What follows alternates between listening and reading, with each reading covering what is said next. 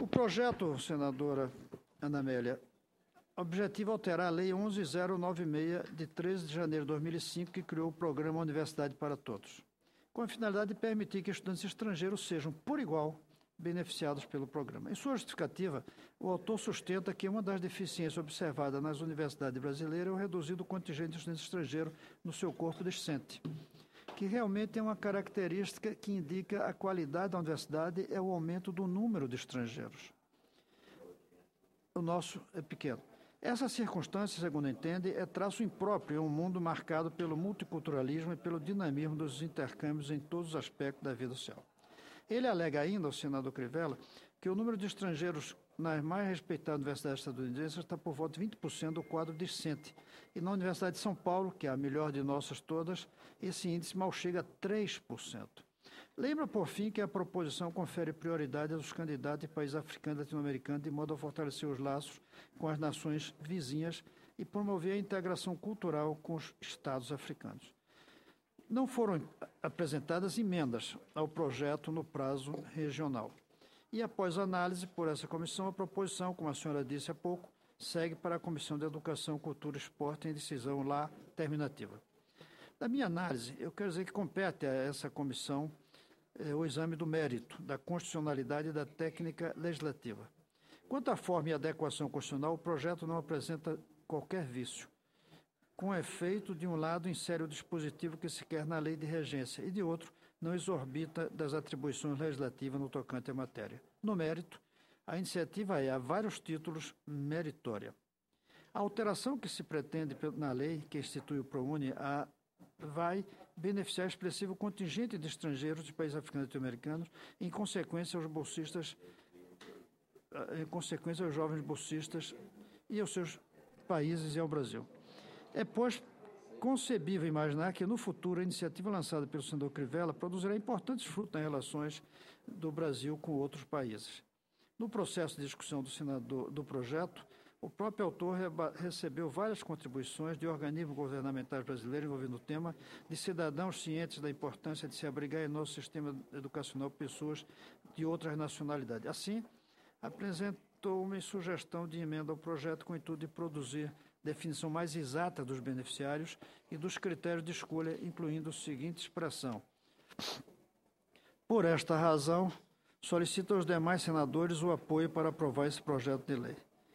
Meu voto, senadora. Diante do exposto, o voto é pela aprovação do projeto de lei do Senado número 324 de 2011, com a seguinte emenda: 2 pontos. Na redação dada com a incorporação da emenda apresentada pelo autor, passando pelo PLS 304 de 2011, a seguinte redação: projeto de lei do Senado com a modificação sugerida. O mesmo caput modifica a lei número 11.096 de 13 de janeiro de 2005 e o Congresso Nacional decreta, caso aprovada a lei, artigo 1º, parágrafos 1º e 2º do artigo 1º da lei número 11 passam a vigorar da seguinte redação: mantém-se o texto do artigo e acrescenta-se, parágrafo 1º, a bolsa de estudo integral será concedida a brasileiros e estrangeiros residentes em situação regular, não portadores de diploma superior, cuja renda familiar mensal per capita não exceda o valor de um salário mínimo e meio.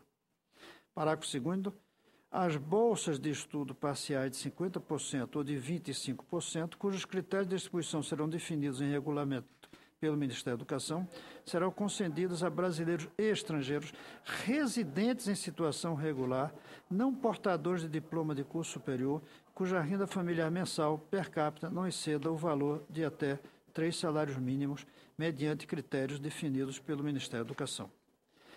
No artigo 2º, ele passa a vigorar acrescida do seguinte: artigo 2º-A. O regulamento disporá sobre a concessão de bolsa no programa estudante estrangeiro residente em situação regular, assegurada a prioridade aos de nacionalidade de países africanos e latino-americanos. Esse é o meu parecer, senador.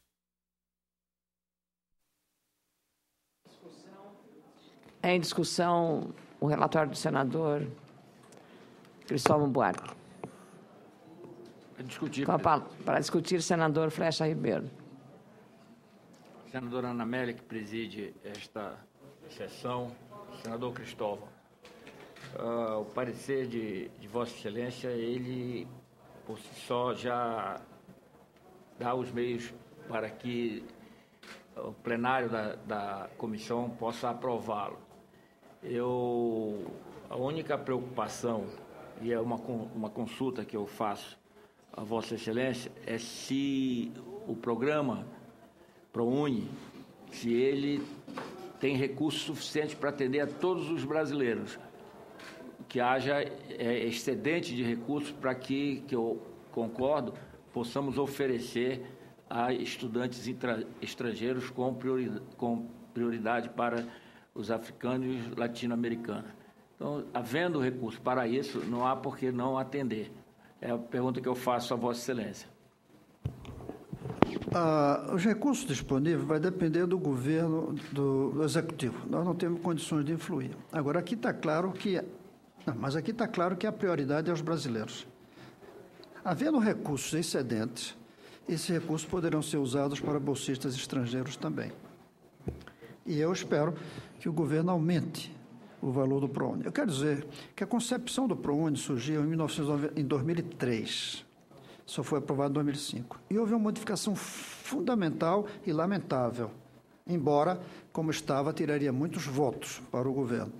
A concepção inicial que eu tenho honra de ter feito, chamava-se Programa de Apoio ao Estudante, PAI, que ficou guardada na Casa Civil durante todo o tempo do então ministro José Disseu, colocava que para receber a bolsa era preciso ser alfabetizador de adultos durante um semestre do seu curso. Ou seja, tinha uma contrapartida. Lamentavelmente, provavelmente porque isso seria voto, o jovem quer a bolsa como favor, não quer ter que pagar nada em troca. Essa é a realidade do mundo individualista de hoje, não só do Brasil. Diferente do tempo de que nós éramos jovens, que a gente se inscrevia voluntariamente para ser alfabetizador, isso foi tirado. Além disso, o ProUni seria para alunos dos cursos de pedagogia e licenciatura, até completarmos todos os quadros de professores que nós necessitamos, que se fala em 400 mil no Brasil. Lamentavelmente, virou um programa, como eu tenho dito, de privatização do público.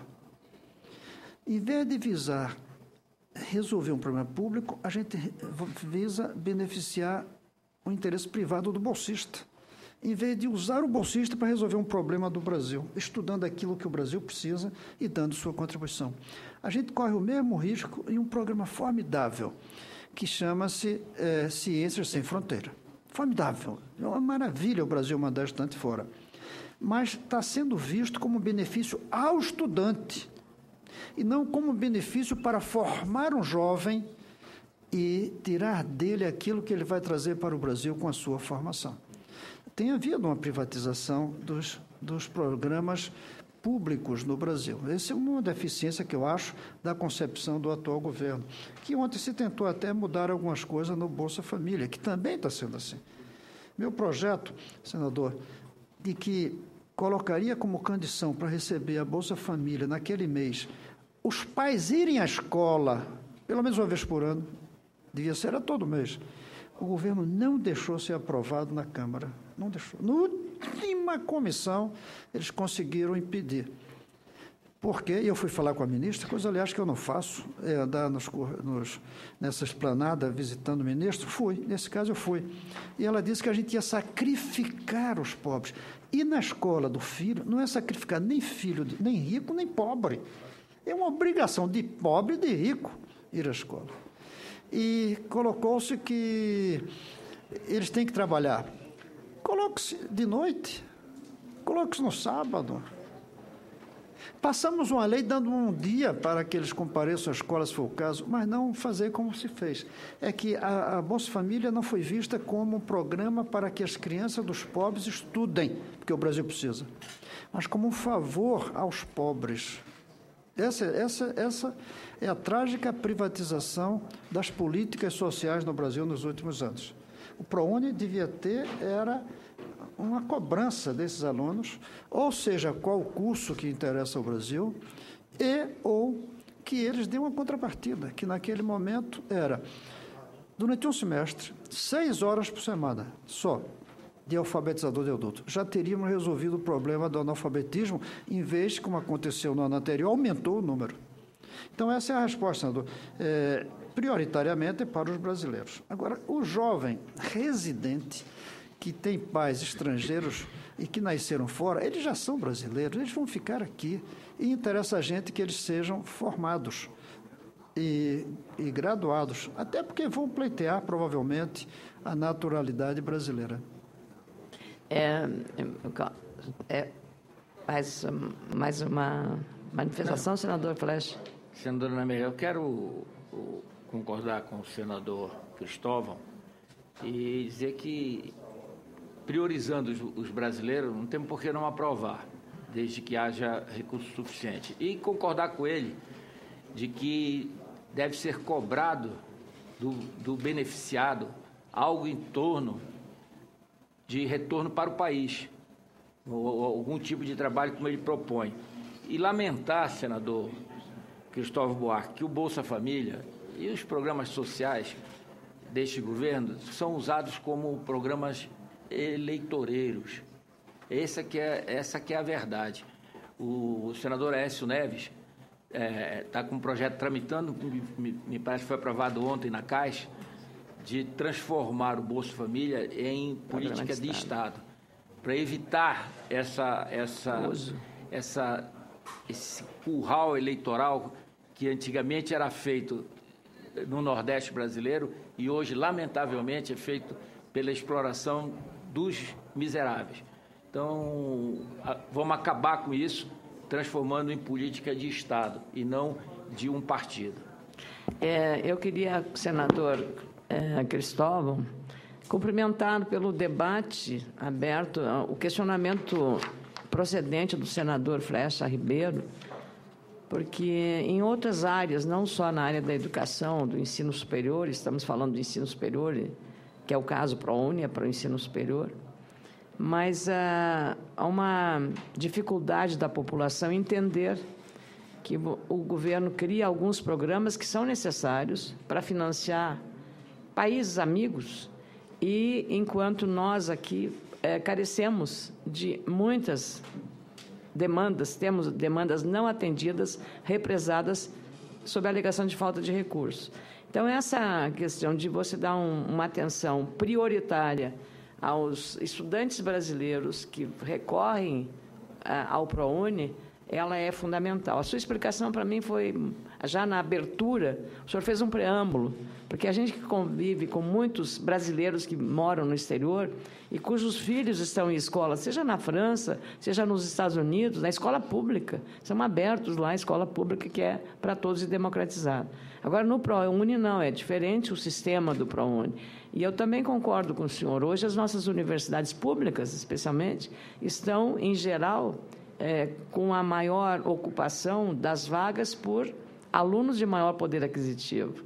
A pública, ela está, digamos, ela deveria ser uma escolha. Hoje tem um sistema de cotas, que é já uma forma social de uma acolhida maior da sociedade, mas deveria ter uma cota social, não racial, porque aí você teria a questão econômica prevalecendo sobre a questão racial, ou não prevalecendo, ela sendo equiparada à questão racial, que é tão importante quanto. Mas a questão social é a questão da igualdade. Então, penso que o tema foi extremamente rico nesse debate, estabelecido pelo relatório, pelo seu relatório muito bem feito, e pelos questionamentos do senador Flecha Ribeiro.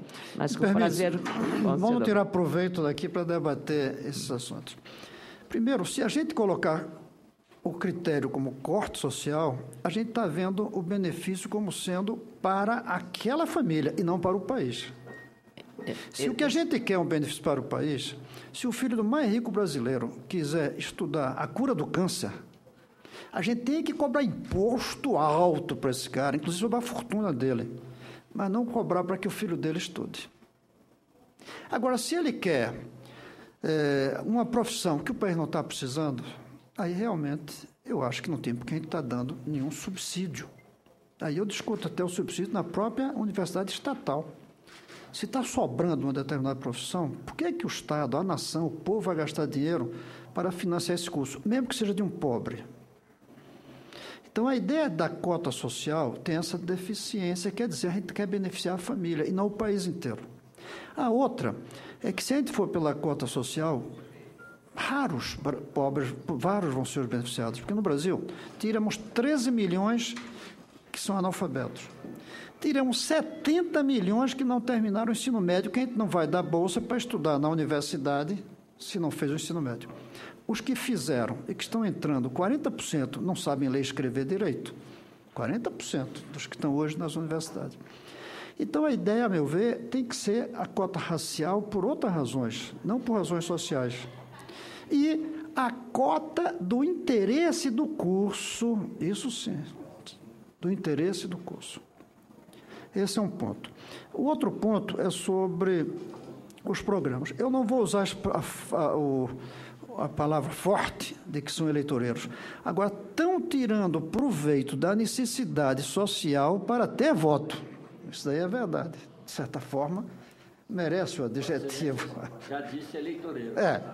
Estão tirando proveito. Em vez de dizer, vamos resolver o problema brasileiro, vamos resolver daquele pessoal e pegar o voto. É aí que eu tenho dito que eu estou atrás de um candidato a presidente que faça a seguinte declaração: enquanto uma família brasileira precisar de uma Bolsa Família, meu governo manterá. Mas eu só vou comemorar no dia que eu entregar a Bolsa Família da última família que precisava. Verdade. Até lá eu não comemoro. É como comemorar colocar famílias debaixo de uma inundação numa escola, num abrigo, num estádio. A gente não comemora. A gente não comemora o aumento de famílias que precisam ficar abrigadas durante uma inundação. Ou, no é o caso do Brasil, durante um terremoto. Isso não se comemora, isso se faz. É uma obrigação. A Bolsa Família tem que ser vista como uma necessidade, mas não como uma solução. E olha que eu me orgulho muito de ter criado esse negócio. Um professor, quando concebi, escrevi um livro sobre a Bolsa Escola e depois como governador, quando eu criei aqui no meu primeiro dia de governo. Muito antes do presidente Fernando Henrique, que foi ele que levou para o Brasil inteiro. Foi em 2001, não foi em 2004, como diz a propaganda de hoje da Bolsa Família. Foi em 2001. Aliás, porque não se convenceu muito, Fernando Henrique, eu tentei muito convencê-lo desde a transição, quando eu levei para ele o meu livro, ele começou até depois do México. Então, se for por presidente, o Zedilho começou antes do Fernando Henrique e começou muito antes do Lula. A diferença, e eu vou contar aqui uma coisa pessoal, a diferença é que o Lula pegou isso e disse, esse é o centro do meu projeto. Fernando Henrique ainda foi a estabilidade monetária e essa foi uma coisa secundária. Aí o que eu disse que ia contar é o seguinte, eu sou do Conselho das Nações Unidas que define as regras para cálculo do IDH. E eu estava numa reunião lá, desse conselho, em Nova York, quando se falou muito na Bolsa Família. E, obviamente, no governo Lula. Eu saí da sala, pedi licença um minuto, fui no corredor e liguei para o Fernando Henrique Cardoso. E disse, presidente, aqui está se falando o tempo todo da maravilha do Bolsa Família. Onde é que nós perdemos a paternidade? Como é que foi que isso virou um programa do governo Lula? Ele deu uma explicação que eu não gostei muito. Ele disse, propaganda. Propaganda é verdade. Mas a propaganda vem porque o Lula pegou isso e disse, essa é a minha bandeira, que ele era contra. O Lula era contra a Bolsa Escola. A ideia da Bolsa Escola foi levada para o governo paralelo. Eu era o chamado ministro paralelo da Educação, em 90.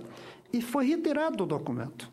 Porque o Barelli, que era o encarregado da economia, disse que isso aí era uma loucura, que ia gastar dinheiro demais.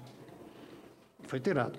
Depois, quando o Lula começou seu governo, eu, ministro da Educação, eu dei uma declaração, obviamente, que um ministro não podia ter dado, pela televisão, saiu na Globo, de que o Brasil não precisava do programa Fome Zero, bastava ampliar a Bolsa Escola. e dobrar o valor. Eu não sei como é que ele esperou tanto para me demitir. Era para ter demitido naquela hora, que era o grande programa dele. Mas é o que ele fez. Quem fala no programa Fome Zero? Já ouviu alguém falar nisso? Só um historiador que pode falar nisso. Ele fez o que era preciso. Até porque, na época, eu fiz um filmezinho, passei para ele, e que dizia, tem 2 tipos de fome no mundo. Tem a fome africana, aí aparecem uns aviões jogando comida no deserto. E tem a fome brasileira, aí aparece supermercado cheio com gente pobre fora. A fome africana se resolve levando comida. A fome brasileira colocando dinheiro no bolso dos pobres. Era tão óbvio. Mas levou um ano para o Lula ser convencido disso. Aí eu não sei por quem, porque não fui eu que tive essa influência. E eu acho que até uma das razões pelas quais eu saí, além de muitos outros conflitos, deve ter sido um pouco porque eu era visto como muito ligado ao Bolsa Escola de antes. E porque acho que foi um erro mudar o nome. O Lula cometeu 3 erros ao criar um programa maravilhoso que é o Bolsa Família. Mas ele carrega 3 erros. Os filhos da gente carregam erros, deficiências. A gente tem que dizer. Primeiro, foi misturar os diversos programas que tinha o governo Fernando Henrique em um só. Porque aí descaracterizou a educação do Bolsa Família. Porque tem gente sem filho que recebe Bolsa Família. Então não pode ser obrigado a botar filho na escola se não tem. Tinha que ter um programa para velho, diferente, e para jovem, diferente para quem tem filho. Segundo, foi tirado do Ministério da Educação. Foi um erro grave. A ministra Tereza Campelo, quando ela se nega a aceitar a minha proposta de exigir que os pais compareçam à escola para receber a bolsa, ela tem razão na ótica dela, que é o Ministério da Assistência Social, embora se chame do Desenvolvimento. Mas é da assistência. Ela tem razão. Ela está lutando para que aquele pobre receba o dinheiro e não para que o filho dele estude. E o terceiro foi mudar o nome. Porque não é à toa que a gente, e fui eu, mais uma vez, desculpa, fui eu que bolei o nome Bolsa Escola, durante a campanha de 94. Aliás, no meu livro não chamava ainda, era Bolsa, era Renda Mínima Vinculada à Educação. E eu tanto que eu agradeço ao Suplicy. No livro estou agradecendo. Mas na campanha, eu me lembro que o pessoal que discutia publicidade dizia, quem é que vai entender renda mínima vinculada à educação? E aí eu sentei um dia lá e botei Bolsa Escola. Mas tem uma razão. Força. Quando uma mãe recebe um dinheiro chamado Bolsa Escola, ela pensa, eu recebo esse dinheiro porque meu filho vai à escola e pela escola a gente vai sair da pobreza. Quando ela recebe um dinheiro chamado Bolsa Família, ela pensa, eu recebo porque minha família é pobre e se eu sair da pobreza eu perco. É uma mudança completamente. Os neurolinguistas explicam isso. A palavra faz a coisa. A palavra faz a coisa. E, lamentavelmente, foram 3 erros graves do ponto de vista de um instrumento transformador. Agora, não há dúvida que, com a genialidade do Lula, foi uma grande, e do Duda Mendonça, que foi quem bolou o nome Bolsa Família, é uma grande sacação do ponto de vista eleitoral, sem dúvida alguma. A Bolsa Escola não faria um presidente ser considerado o pai do pobre. A Bolsa Família faz. Em compensação, a Bolsa Escola, se viesse com a escola, faria do presidente o grande transformador da sociedade brasileira. A Bolsa Família, ela em si, não faz isso. Ela não é transformadora. Ela tem a qualidade maravilhosa da generosidade de atender quem está precisando, como quem está precisando durante uma inundação, precisa ficar num abrigo provisório. Ela não está sendo vista como provisória e nem como instrumento da educação. Cumprimento o senador Cristóvão, porque o senhor deu agora uma aula de uma matéria que o senhor conhece bem, pela autoria do projeto que eu acompanhei aqui em Brasília, porque aqui o senhor, como governador, iniciou esse trabalho. E eu lembro bem que envolvia também o material escolar das crianças, e penso que esse envolvimento da família, a contrapartida, a chamada contrapartida de quem recebe o Bolsa Família com o acompanhamento escolar, ele é fundamental, primeiro, no comprometimento dos pais, até com não só com o desempenho do seu filho na escola, mas para ele acompanhar, a se educar, a cobrar da escola um ensino de qualidade, cuidar da merenda escolar, cuidar da convivência, de como está aquela escola fornecendo o principal patrimônio que é a educação para o seu filho.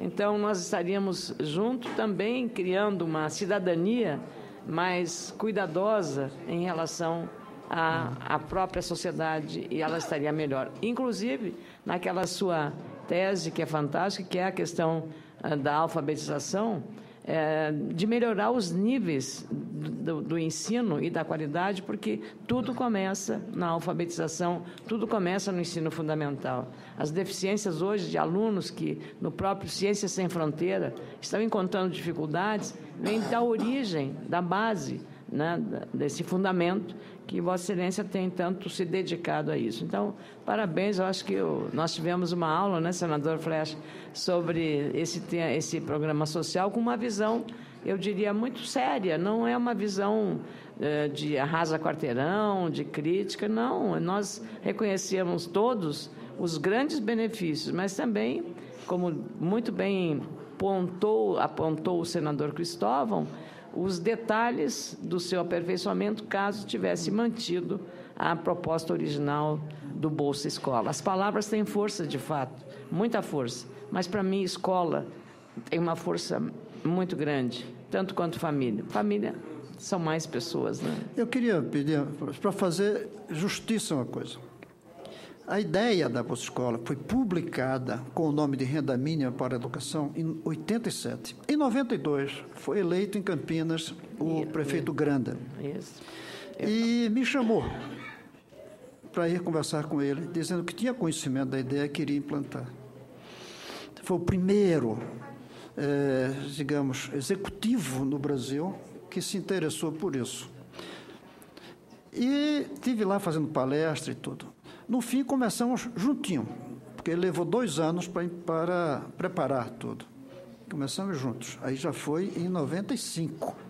Mas o Granda foi o primeiro chefe de poder executivo a se interessar pelo assunto. Isso daí é preciso fazer justiça nesse sentido. Mais um valor a ser reconhecido do nosso senador, o nosso senador Educação, o senador Cristóvão Buarque.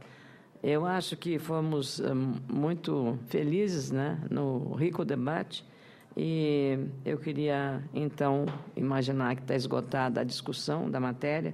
Os senhores e as senhoras senadoras que aprovam, permaneçam como se encontram. Aprovado, com os aplausos ao relator, senador Cristóvão Buarque.